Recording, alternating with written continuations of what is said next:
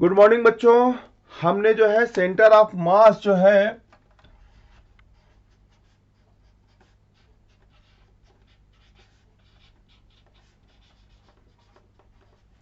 Centre of mass chapter जो है हमने जो है लेक्चर 1 में कंप्लीट किया था।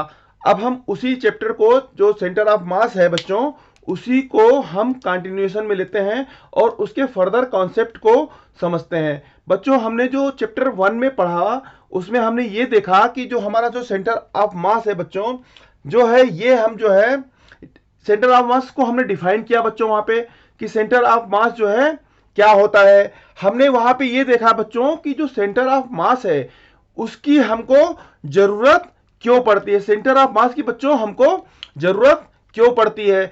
अगर हम जो है सेंटर ऑफ मास जो है बच्चों, एक्चुअली ये कोई कॉन्सेप्ट ऐसा है कि हमको किसी ने ऐसा बोला कि सेंटर ऑफ मास जो है आप किसी एक पॉइंट पे ले लो, तो हम उसको जो है कैसे कंसीडर कर सकते हैं। हमने उसके लिए क्या किया कि कोई टेक्निकल पॉइंट होना चाहिए जिस पे जो है हम उसको जो है बिलीव करें कि हमको इस पॉइंट पे सेंटर ऑफ मास को लेना है। तो बच्चों जो आपकी जो एग्जामिनेशन जो कंपटीशन जो होते हैं, जिस कंपटीशन के लिए आप प्रिपेयर कर रहे हैं आईआईटी जेईई के लिए, तो ये कंपटीशन बच्चों इतना जो है टफ नहीं है। एक्चुअली रीजन क्या है कि इसमें इतने सारे जो चैप्टर्स हैं उसके लिए जो टाइम फ्रेम दिया हुआ है वो टाइम फ्रेम जो है बहुत कम है। वो टाइम फ्रेम बच्चों क्या है कि आप मान लो कि एक जो है 3 सब्जेक्ट आपको पढ़ने हैं। अब 3 सब्जेक्ट बच्चों कैसे पढ़ने हैं कि मान लीजिए कि 20 चैप्टर्स आपको जो है एक सब्जेक्ट में पढ़ने हैं, 20 चैप्टर्स पढ़ने हैं और आपको जो है 3 सब्जेक्ट हैं, तो ऑलमोस्ट 70 चैप्टर्स आपको कंप्लीट करने हैं। अब 70 चैप्टर्स जो है आपको जो कंप्लीट करने हैं उसके लिए आपको जो टाइम फ्रेम दे दिया गया है 2 इयर्स। अब बच्चों आपने 2 इयर्स में उस चैप्टर को कंप्लीट भी कर लिया, लेकिन जो आपके जो एग्जाम में जो क्वेश्चंस आते हैं उस क्वेश्चन का जो पैटर्न होता है उसमें आपसे एक्सपेक्टेशन ये होती है कि आप उस क्वेश्चंस को विद इन 30 सेकेंड्स या विद इन 20 सेकेंड्स करें। तो बच्चों आपके पास समय कम है, आपके पास कोर्स ज्यादा है, आपके पास टाइम फ्रेम कम है और आपके पास कोर्स ज्यादा है, और उस कोर्स में आपसे एक्सपेक्टेशन ये है जो है एग्जामिनेशन पैटर्न की कि आप विद इन जो है फ्यू सेकंड्स आप कुछ क्वेश्चंस को सॉल्व कर लें।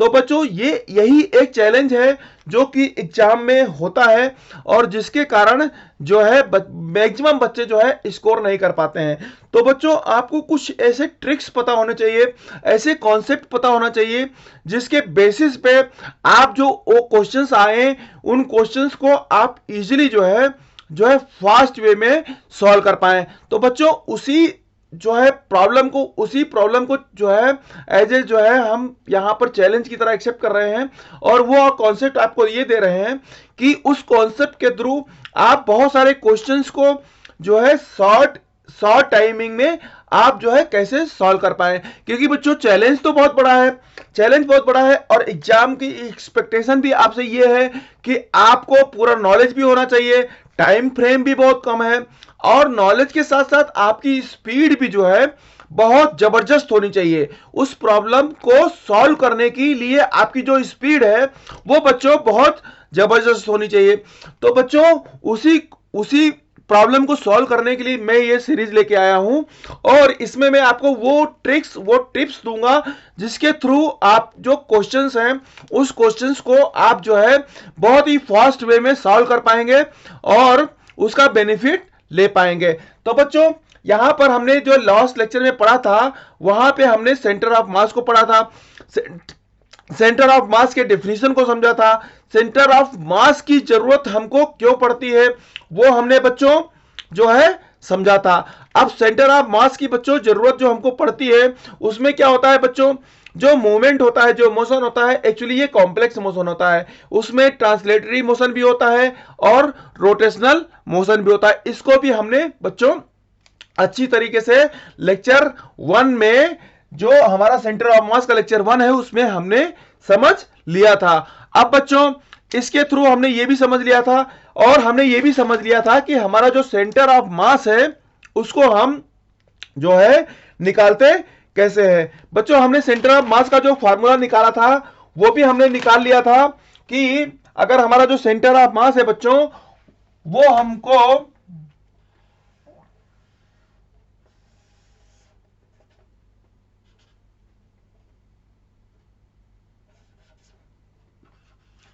अगर दो मासेस बच्चों दिए हुए हैं और वो मासेस क्या है बच्चों, m1 और m2, और इनका जो पोजीशन वेक्टर बच्चों दिया हुआ है या वेक्टर दिया हुआ है, वेक्टर पोजीशन, वो है हमारा r1 और r2। यहां तक बच्चों हमको पता था। तो इनका जो सेंटर ऑफ मास है बच्चों वो हमने निकालना सीख लिया था। वो बच्चों क्या था बच्चों, मान लीजिए इस पॉइंट का जो पोजीशन वेक्टर है वो हमारा क्या है, r है। तो r इक्वल टू बच्चों हमने क्या सीख लिया था, r इक्वल टू क्या होता है, sigma m i r i upon sigma m i। बच्चों यहां तक हमने सीख लिया था। अभी हमने 2 पॉइंट के लिए जो फॉर्मूला सीखा था उसमें हमने n पॉइंट के लिए हमने जो फॉर्मूला डेवलप किया था उसमें i इक्वल टू क्या होगा बच्चों, i equal to 1 to n। i equal to बच्चों क्या हो जाएगा, i इक्वल टू हो जाएगा 1 to n। बच्चों यहां तक हमने जो है कॉन्सेप्ट को, सेंटर ऑफ मास को निकालना सीख लिया था। अब बच्चों जो सेंटर ऑफ ग्रेविटी है, सेंटर ऑफ ग्रेविटी और सेंटर ऑफ मास, ये दोनों centre of gravity and centre of mass बच्चों ये जो है दोनों जो है डिफरेंट कॉन्सेप्ट है बच्चों। जो सेंटर ऑफ ग्रेविटी है और सेंटर ऑफ मास है बच्चों ये दोनों जो है डिफरेंट कॉन्सेप्ट है। अब बच्चों अगर सेंटर ऑफ मास की बात करें तो ये क्या है बच्चों, ये जो है जियोमेट्रिकल कॉन्सेप्ट है। ये हमने फर्स्ट लेक्चर में बच्चों पढ़ लिया है। बच्चों जो सेंटर ऑफ मास है ये क्या है, हमारा जियोमेट्रिकल कॉन्सेप्ट है। पर अगर सेंटर ऑफ ग्रेविटी की बच्चों बात करें तो सेंटर ऑफ ग्रेविटी बच्चों क्या होती है कि ये जो है जो बॉडी का वेट होता है बच्चों, ये बॉडी का वेट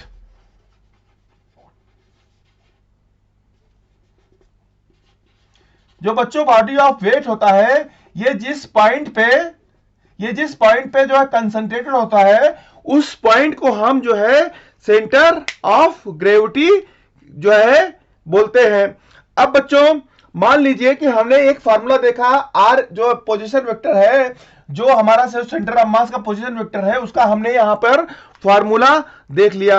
अब बच्चों ये आपको ये पता करना है कि ये जो वेट है ये वेट कहां पर लग रहा है। अब बच्चों जो सेंटर ऑफ ग्रेविटी होता है ये वो पॉइंट होता है, सेंटर ऑफ ग्रेविटी जो पॉइंट होता है ये जो है जो मान लीजिए कि एक एग्जांपल लेते हैं कि जो एक बॉल है, बॉल को अगर एक बेस बॉल है और बेस बॉल को हमने जो है स्पेस में मान लीजिए कि मून पर लेके चले गए। तो बच्चों एक बेस बॉल है,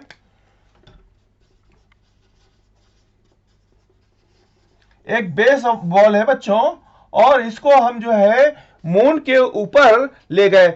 अब बच्चों अगर आपसे यह पूछा जाए कि इसका जो है सेंटर ऑफ मास क्या होगा तो आप जो है इसका सेंटर ऑफ मास जो है इसको आप इजीली बता पाएंगे क्योंकि ये ज्योमेट्रिकल कॉन्सेप्ट है और ये इसके सेंटर पर ही होगा।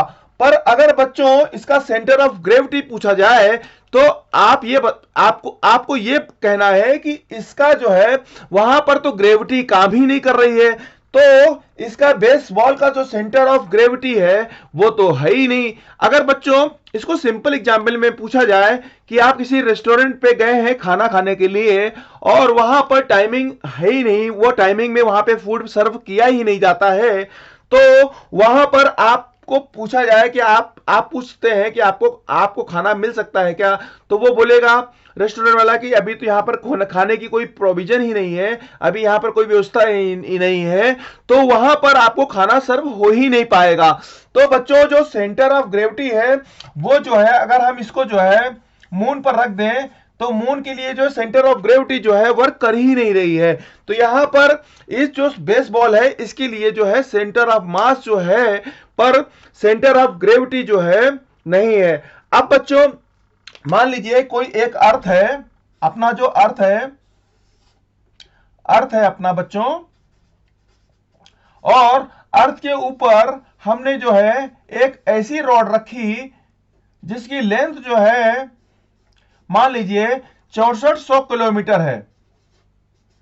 बच्चों जो हमारी अर्थ की रेडियस है, अर्थ की रेडियस के इक्विवेलेंट जो है हमारा जो है इस जो है ये जो रॉड है इसकी लेंथ जो है 6400 किलोमीटर है। अब बच्चों ये इसकी लेंथ तो आपने जो है 6400 किलोमीटर ले ली।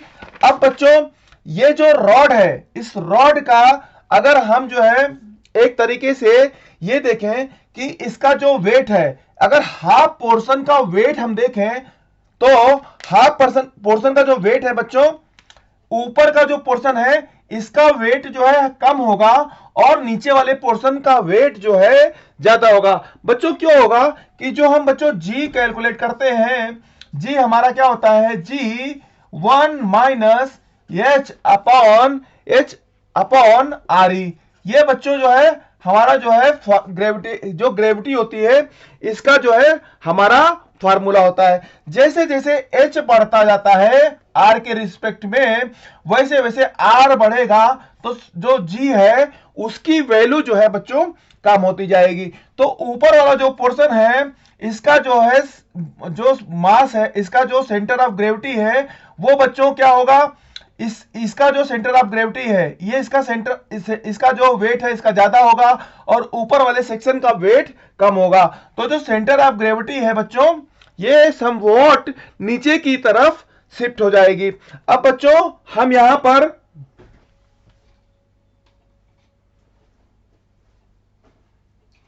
पर हम 2 पॉइंट सिस्टम लेते हैं।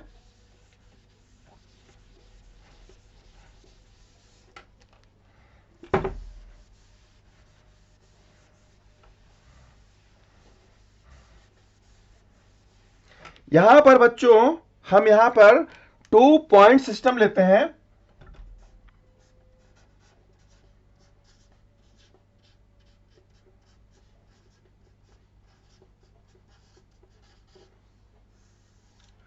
टू पॉइंट सिस्टम के लिए बच्चों हम जो है यहां पर कॉन्सेप्ट को समझने की कोशिश करते हैं।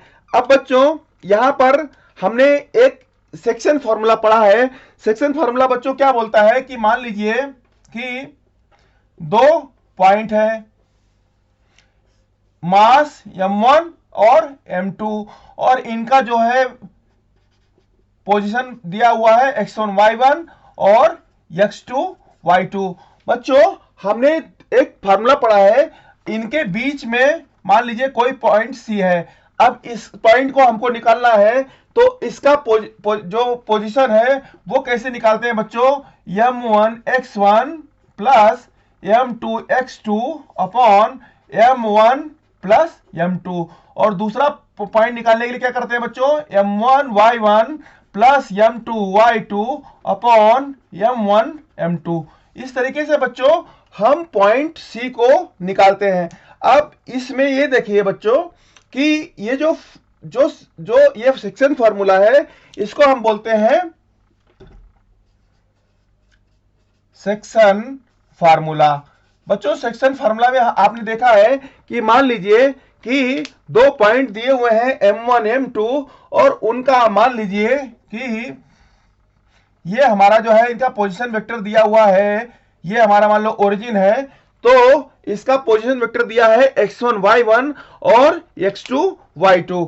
अब बच्चों ये अगर m इंटू n रेशियो में ये जो है डिवाइड है, तो अगर m और n रेशियो में डिवाइड है बच्चों तो इसको कैसे निकाल सकते हैं कि ये जो है इस फार्मूले को हम ऐसे लिख सकते हैं कि m into x1 n into x2 और यहां पे लिखेंगे m इंटू y1 और y2 into n into y2 upon m plus n। ऐसे बच्चों लिख सकते हैं। ये हमारा जो है बच्चों सेक्शन फार्मूला बोलता है। अब बच्चों इसमें ये देखेंगे कि अगर जो है अगर मास m ज्यादा है तो उसके साथ में हमारा जो हमारा n वाला पोर्शन है वो आएगा, और अगर जो है n वाला पोर्शन अगर हमारा कम है तो उसके साथ में जो है जो स्मॉलर जो है पोर्शन है वो आएगा। अब बच्चों ये जो सेक्शन फार्मूला है इसको हमने देख लिया। अब इसमें क्या है कि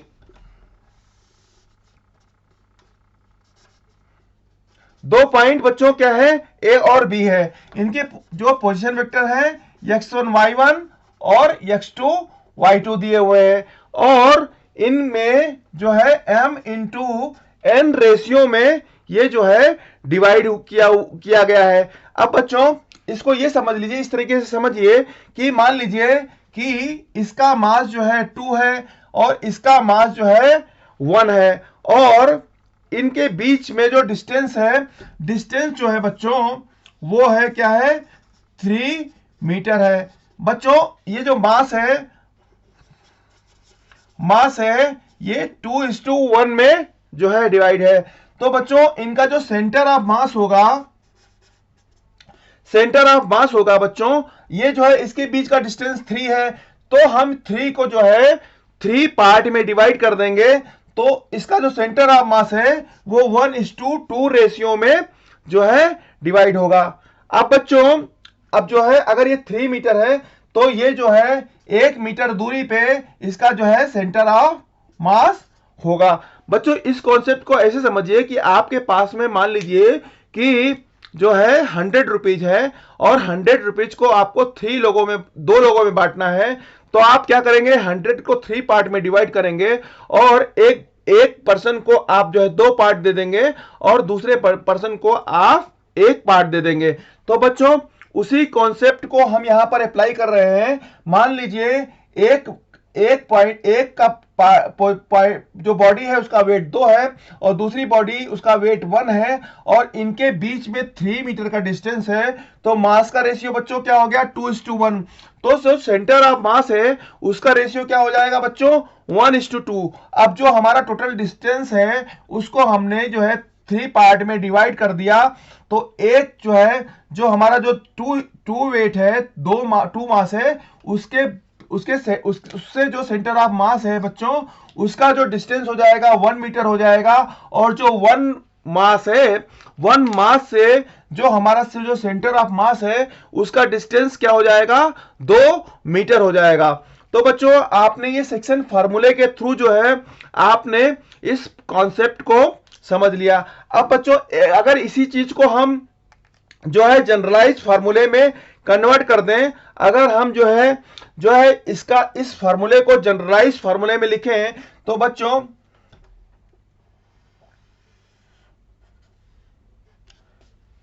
दो पॉइंट हैं और उनका मास बच्चों क्या है m और m2।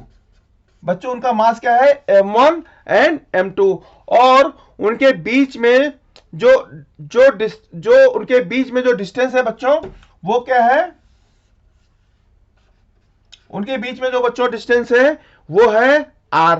अब बच्चों अगर हमको इसका जो है सेंटर ऑफ मास निकालना है, तो हमको सेंटर ऑफ मास निकालने के लिए बच्चों क्या करना पड़ेगा कि जो m2 का पोर्शन है, m2 का पोर्शन इधर आएगा और m1 का पोर्शन जो है इस तरफ आएगा।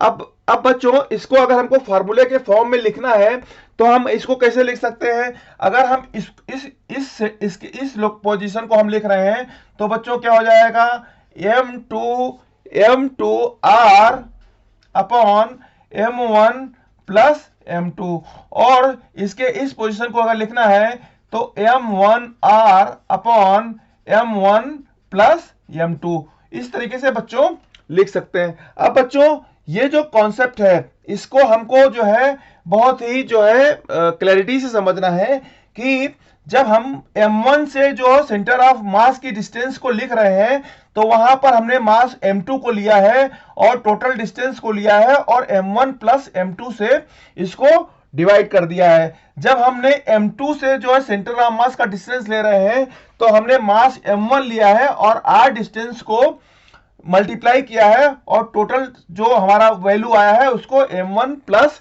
m2 से डिवाइड किया है। अब बच्चों ये जो है जो फार्मूला है, ये फार्मूला आपको फार्मूला तो याद करना है पर फार्मूले को जो है समझते हुए याद करना है। अब बच्चों ये मान लीजिए कि ये जो पोजीशन है बच्चों, इसको हमने 0,0 मान लिया, तो ये जो पोजीशन है हमारी बच्चों, ये क्या है, यहां पर जो x की पोजीशन है वो क्या हो जाएगी, r हो जाएगी। अब बच्चों हमने सेक्शन फार्मूला में क्या पढ़ा है कि m1 x1 plus m2 x2 upon में m1 प्लस m2, ये बच्चों पढ़ा हुआ है x कोऑर्डिनेट। और y कोऑर्डिनेट बच्चों क्या पढ़ा हुआ है, m1 y1 plus m2 y2 upon m1 plus m2। अब बच्चों यहां पर अगर हमारा x1 है, x1 बच्चों यहां पर 0 है और x2 हमारा क्या है, x है, तो हमारा जो अगर m1 की जगह पे हम जो है क्या लिखेंगे, x कोऑर्डिनेट हमारा, तो m1, अब अगर हम इस फॉर्मूले को अप्लाई करते हैं तो m1 क्या है बच्चों, m1 plus m1 into position 0 हो जाएगा प्लस m2 बच्चों क्या है, m2 हमारा लिखा और पोजीशन वेक्टर हमारा r है, तो m2r upon m1 plus m2। और अगर दूसरी पोजीशन बच्चों लिखे तो वो क्या हो जाएगा, m1 y1 हमारा बच्चों क्या है, हमारा y1 भी 0 है, तो y1 हमारा जो है 0 हो जाएगा। m2 और y2 बच्चों क्या है, यहां पर जो है y2 भी यहां पर क्या है, जो y2 भी हमारा जो है 0 है। तो यहां पर क्या हो जाएगा बच्चों, इसकी जो पोजीशन वेक्टर आ जाएगी वो क्या आएगी, जो है हमारा ये हमारा पोजीशन वेक्टर आ जाएगा। हमारा जो c है, c का जो हमारा पोजीशन वेक्टर आएगा वो क्या हो जाएगा बच्चों, m2r upon m1 plus m2। ये जो है हमारा जो है हमने जो यहां पर निकाला है वही यहां पर जो है फार्मूला यहां पर अपने को मिल रहा है। अब बच्चों इसको जो है हम इस तरीके से अप्लाई कर सकते हैं। दूसरा, अगर हमको पोजीशन वेक्टर निकालना है तो हम उसी तरीके से इसी फार्मूले को अप्लाई करेंगे और उसमें क्या हो जाएगा बच्चों, इसके लिए भी हम वही अप्लाई करेंगे, तो हमारा क्या आ जाएगा, m1r upon m1 plus m2। तो बच्चों ये जो हमारा जो पोजीशन वेक्टर निकल के आया, ये हमने कैसे निकाला ये आपने जो है अभी समझा। और ये जो पोजीशन वेक्टर है इसको हम निकालने के द्वारा जो है हम इस कॉन्सेप्ट को एक मैथमेटिकल कॉन्सेप्ट के थ्रू जो है समझने की कोशिश करते हैं बच्चों।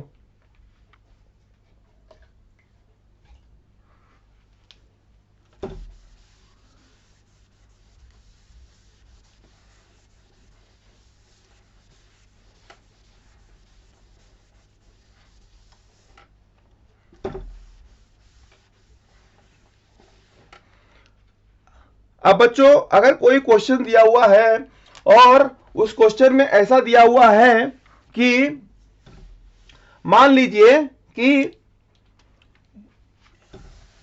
x एक x कोऑर्डिनेट है और एक y कोऑर्डिनेट है, और x और y कोऑर्डिनेट में बच्चों जो है तीन जो है बॉडी के मासेस दिए हुए हैं, और बॉडी मासेस बच्चों ऐसे दिए हुए हैं कि एक जो है 2 kg है, दूसरे का मास जो है 3 kg है और तीसरे का मास जो है 5 kg है। इस तरीके से बच्चों तीन जो है बॉडी मासेस दिए हुए हैं और इन मासेस का आपको सेंटर ऑफ मास जो है निकालना है। तो बच्चों इसका अगर हमको सेंटर ऑफ मास निकालना है तो हम इसको कैसे निकाल सकते हैं कि हम इसमें क्या करते हैं कि हम दो बॉडी मासेस को एक साथ कंसीडर कर लेते हैं और उसका जो रिजल्टेंट आता है उसको हम जो है कंसीडर करते हुए हम जो तीसरा बॉडी मास है उसके साथ में कंपेयर करते हैं, तो हमारा जो सेंटर ऑफ मास है बच्चों वो निकल के आएगा। अब मान लीजिए बच्चों 2 और 3 ये जो है हमारा बॉडी मासेस दिया हुआ है, हम इसको जो है कंसीडर कर लेते हैं। तो बच्चों इसको हमने जो है 5 पार्ट में डिवाइड कर दिया, 1 2 3 4 5। तो बच्चों ये 2 से जो है 3 डिस्टेंस पे, मतलब यहां पर, और 3 से 2 डिस्टेंस में यहां पर मान लो ये 5 केजी का मास जो है रखा होगा। अब ये बच्चों ये जो 5 केजी का मास है, अब ये जो है इन दोनों का रिजल्टेंट हो गया। अब यहां से जो हमारा जो नेक्स्ट वेट है वो 5 केजी का है, तो ये 5 केजी का है, और सेकंड जो बॉडी है वो भी 5 केजी का है, तो दोनों इक्वल मास वेटेड है। तो इनका जो सेंटर ऑफ मास है बच्चों, ये जो है इक्वल डिस्टेंस पे वर्क करेगा। तो इस तरीके से जो जनरल कॉन्सेप्ट है इसको हम इस तरीके से अप्लाई करके हम जो है सेंटर ऑफ मास निकाल सकते हैं। तो बच्चों ये जो सेंटर ऑफ मास है, इस कॉन्सेप्ट को आपने लेक्चर 1 और लेक्चर 2 में समझा। इसमें आपने सेंटर ऑफ मास की जरूरत क्यों पड़ती है वो आपने देखा, क्योंकि बच्चों जो मोशन होता है, जो बॉडी का मूवमेंट होता है, ये बहुत ही कॉम्प्लेक्स मोशन होता है। इसमें जो है रोटेशनल मोशन भी होता है और ट्रांसलेशन मोशन भी होता है। तो हमको जो ट्रांसलेशन मोशन होता है उसके लिए हमको ये पता है कि जो सेंटर ऑफ मास है वो हमको जो है निकालना पड़ता है, क्योंकि अगर हम सेंटर ऑफ मास नहीं निकालेंगे तो ट्रांसलेशन मोशन में वेलोसिटी और एक्सेलरेशन ये क्या है, चेंज होता रहता है। तो अगर ये चेंज हो रहा है तो हमको जो है क्वेश्चन को सॉल्व करने में दिक्कत आएगी। तो उस प्रॉब्लम को इलिमिनेट करने के लिए हमको जो है सेंटर ऑफ मास की जरूरत पड़ती है, और सेंटर ऑफ मास की जब जरूरत पड़ती है तो हम उसको यहां पर निकालना सीख रहे हैं। तो बच्चों सेंटर ऑफ मास को हम कैसे निकालते हैं, हमने दो बॉडी मासेस के बीच में जो सेंटर ऑफ मास है वो निकालना हमने सीख लिया। अगर हमने एक एग्जाम्पल देखा कि हमको अगर 3 बॉडी मासेस दिए हुए हैं और उनका जो है सेंटर ऑफ मास निकालना है, तो सेंटर ऑफ मास जो है हमको निकालने के लिए क्या करना पड़ता है, दो बॉडी को कंसीडर करते हुए उनका सेंटर ऑफ मास निकालना है, और जो हमारा जो रिजल्टेंट सेंटर ऑफ मास निकल के आता है उसको हम थर्ड बॉडी के साथ में जो है हम कंपेयर करते हैं, और उनके बीच में जो है हमारा जो सेंटर ऑफ मास है वो हम निकाल लेते हैं। तो बच्चों हमने ये देखा सेंटर ऑफ मास और सेंटर ऑफ ग्रेविटी दोनों अलग अलग कॉन्सेप्ट हैं। सेंटर ऑफ मास बच्चों जो होता है किसी भी बॉडी का वो जो है सेम रहता है, पर जो सेंटर ऑफ ग्रेविटी होती है ये चेंज होता रहता है। सेंटर ऑफ ग्रेविटी जो है डिपेंड करती है कि वो बॉडी जो है किस पोजीशन पे रखी हुई है, उसका जो वेट है वो किस पॉइंट पे लग रहा है, उसके बेसिस पे उसका जो है सेंटर ऑफ ग्रेविटी काम करता है। पर बच्चों आपको जो क्वेश्चन आपको एग्जाम में मिलेंगे वो बहुत ही सिंपल क्वेश्चन होते हैं। उन क्वेश्चंस में सेंटर ऑफ ग्रेविटी और सेंटर ऑफ मास सेम ही रहता है। अगर कभी कभार कोई क्वेश्चन ऐसा पूछा जाता है कि उसमें सेंटर ऑफ ग्रेविटी मतलब इस तरीके से दी जाए कि उसका सेंटर ऑफ ग्रेविटी और सेंटर ऑफ मास अलग है, तो आप इस कॉन्सेप्ट को अप्लाई करके जो है वहां पर जो है अपने क्वेश्चन को सॉल्व कर पाए। तो आपको सेंटर ऑफ ग्रेविटी और सेंटर ऑफ मास में डिफरेंस मालूम होना चाहिए। और बच्चों ये जो सीरीज हम लेके आए हैं, इस सीरीज का पर्पस सिर्फ यही है कि जो एग्जाम का पैटर्न है, एग्जाम का पैटर्न बहुत ही जो है डिफिकल्ट नहीं है, पर आपके पास समय कम है, और इतने कम समय में आपको बहुत सारे चैप्टर्स पढ़ने हैं, और उन चैप्टर्स को इन डेप्थ में पढ़ना है, और उसमें भी आपको चैलेंज ये मिलता है कि आपको बहुत ही मिनिमम टाइम में उन क्वेश्चंस को सॉल्व करना है।